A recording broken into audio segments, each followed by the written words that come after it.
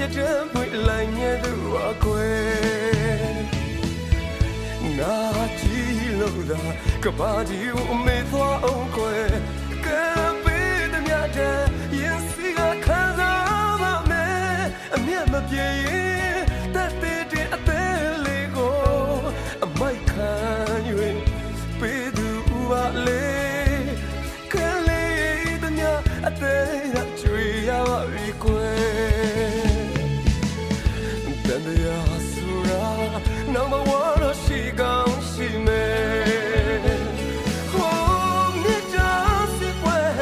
နွယ်လေးတဲ့မြတ်လွယ်အသက်အပူတော့မရှိရင်မဖြစ်တော့တယ်တန်တရားဆိုတာ number one လို့ရှိကောင်းရှိမယ်မြတ်တာစစ်ပွဲနွယ်လေးတဲ့မြတ်လွယ်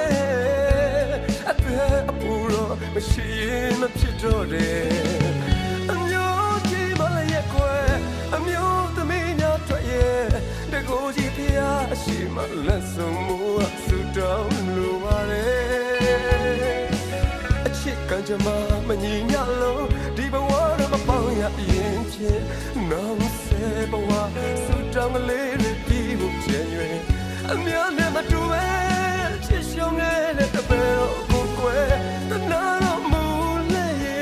အမြတ်လို့ကြည့်အောင်အသက်ပေါ်လေးပေးတနာနေရှင်လေ